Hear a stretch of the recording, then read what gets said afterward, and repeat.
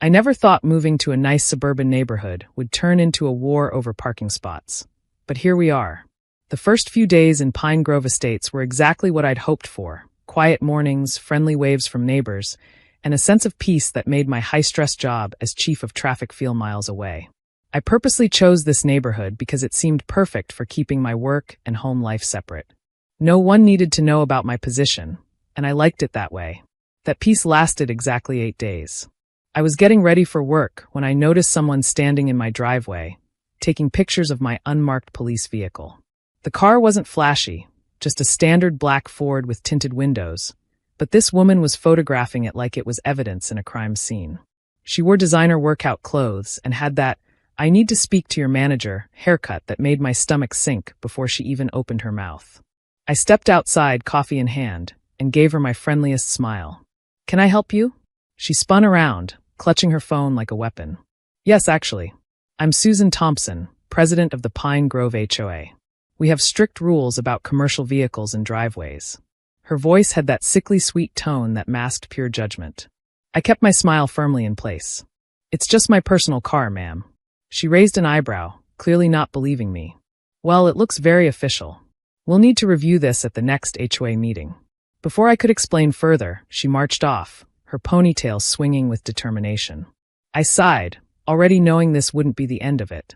I could have told her who I was, but experience had taught me that once people know you're in law enforcement, everything changes. Some become nervous, others want special treatment, and a few, like Susan, would probably see it as a challenge to their authority. The first warning letter arrived 3 days later, printed on official HOA letterhead with more fancy fonts than a wedding invitation. It cited violations of community standards regarding commercial vehicles and demanded I park my car in the garage. The fact that my garage was currently being repaired apparently didn't matter to them. I filed the letter away, hoping they'd move on to policing someone else's bird feeder or mailbox color. They didn't. Susan seemed to make it her personal mission to document my car's existence. Every morning when I left for work, there she was, power walking past my house with her phone ready. Every evening when I returned, she'd mysteriously need to check her plants or adjust her lawn decorations, all while keeping a suspicious eye on my driveway. It would have been funny if it wasn't so annoying. Other neighbors started warning me about Susan's reputation. She got the Johnsons to move last year over their Christmas lights. One told me while walking his dog. And don't even get me started on what she did to the family with the basketball hoop. Another whispered during a community barbecue. It seemed Susan had quite the history of driving out anyone who didn't fit her vision of perfect suburban life. The letters kept coming, each more strongly worded than the last. Now they included photos, detailed documentation of my car from every angle, with helpful arrows pointing out the tinted windows and official-looking antenna. The final notice threatened to call the authorities if I didn't comply. The irony was almost too much to handle. I tried being reasonable.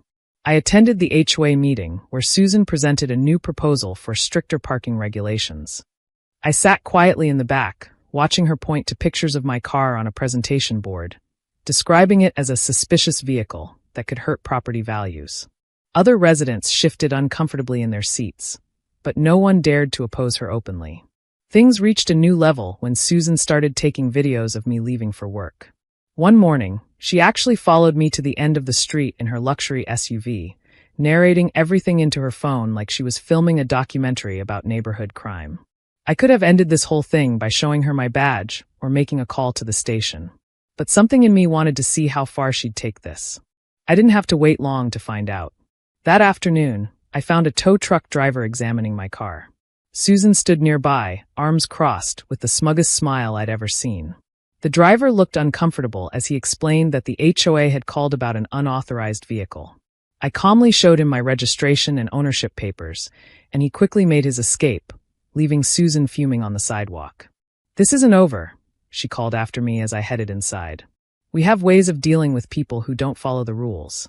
I just waved and closed my door, wondering how long it would take her to make good on that threat.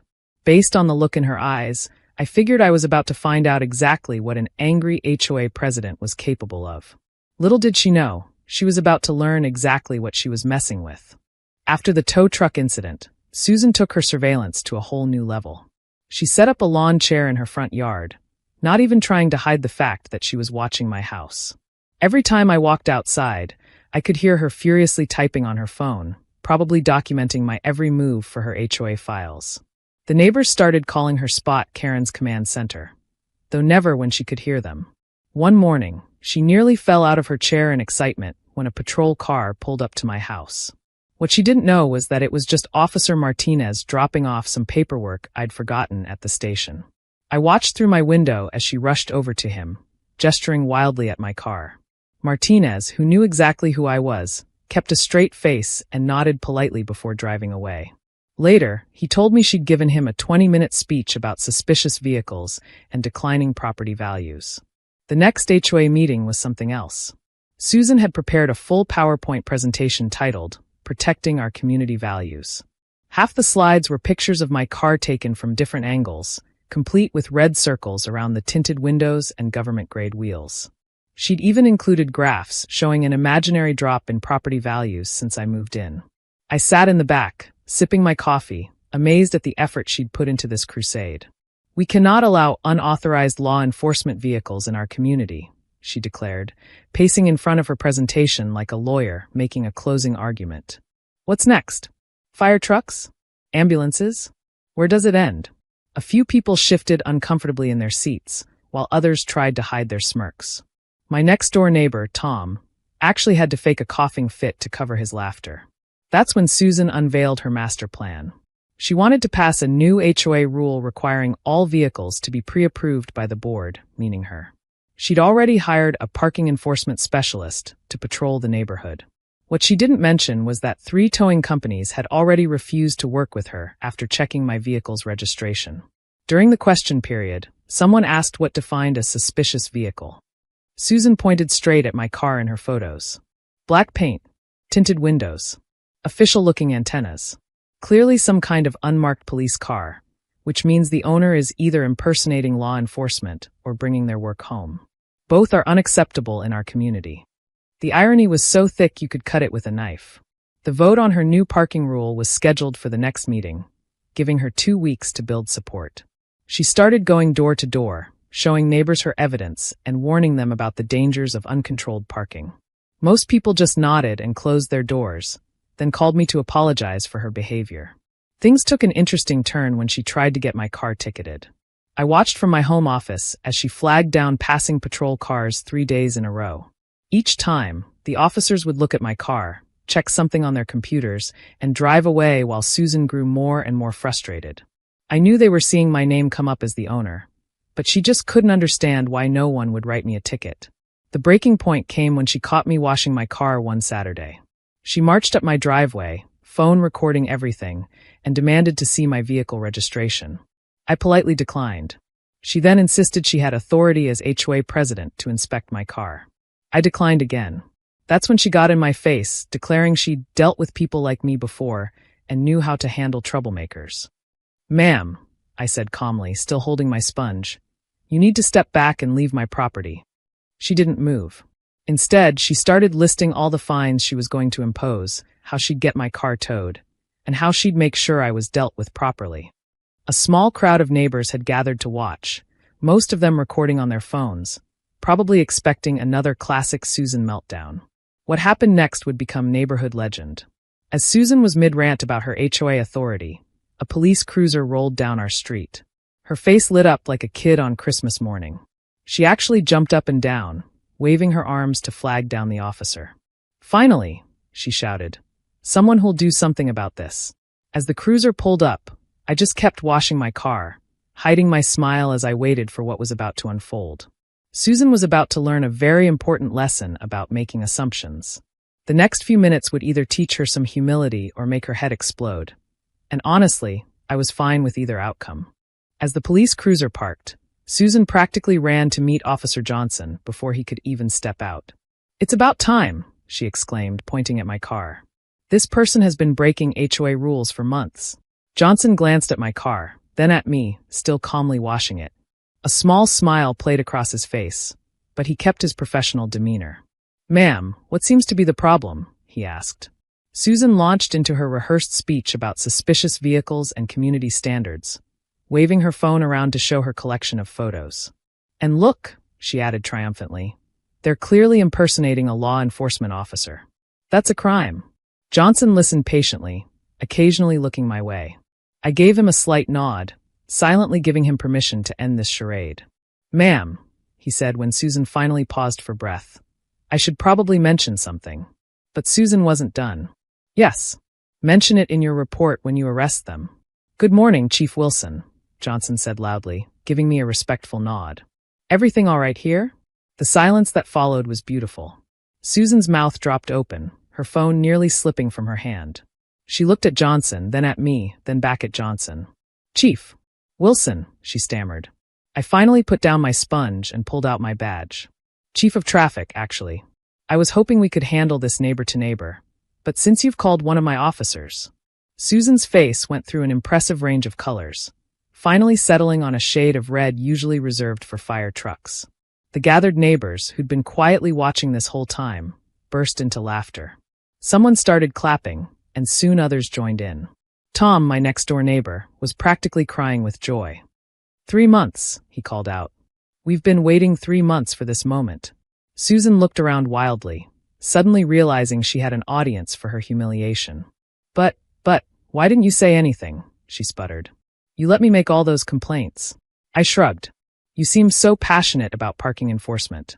I didn't want to interrupt your hobby." Officer Johnson was trying his best to maintain his professional composure, but even he couldn't hide his amusement. "Chief Wilson is actually the reason we have such good traffic management in this district. Those property values you're worried about? They're up because of the work she does." Susan's righteous anger deflated like a punctured balloon. She opened her mouth several times, but no words came out. Finally, she turned and speed-walked toward her house, her designer exercise outfit no longer looking quite so intimidating. As she reached her driveway, she nearly collided with 2 other HOA board members who'd come to see what all the commotion was about. The next week's emergency HOA meeting had a very different tone. Susan's parking proposal was unanimously rejected. More importantly, the board voted to review all of Susan's previous complaints and actions. It turned out my car wasn't the only thing she'd been overzealous about. By the end of the meeting, Susan had voluntarily resigned from her position. The neighborhood changed after that. People started talking to each other more, actually spending time in their front yards instead of just taking pictures of other people's property. Someone organized a block party, and to everyone's surprise, even Susan showed up. She kept to the edges of the crowd, but she came. The best part? A month later, Susan got a speeding ticket. When she came to the traffic department to contest it, guess who was behind the desk? The look on her face was priceless, but I made sure her ticket was handled fairly and professionally. She paid her fine without a word, but I swear I saw a hint of a smile as she left. These days, things are peaceful in Pine Grove Estates. My car sits in my driveway, unbothered by complaints or cameras. The new HOA board focuses on actual community issues instead of hunting for violations. Sometimes I catch newer residents asking about the Great Parking War, and the story gets bigger each time it's told. Last week, I saw Susan at the grocery store. We made eye contact, and after a moment's hesitation, she gave me a small nod. I nodded back. It wasn't friendship, but it was something. Maybe a recognition that sometimes the biggest lessons come from our most embarrassing moments. As for my job, well, most of my neighbors now know what I do, but they treat me just like anyone else. Though I notice people tend to drive a bit more carefully on our street these days. And those property values Susan was so worried about? They're doing just fine. Turns out good neighbors are worth more than perfect parking jobs.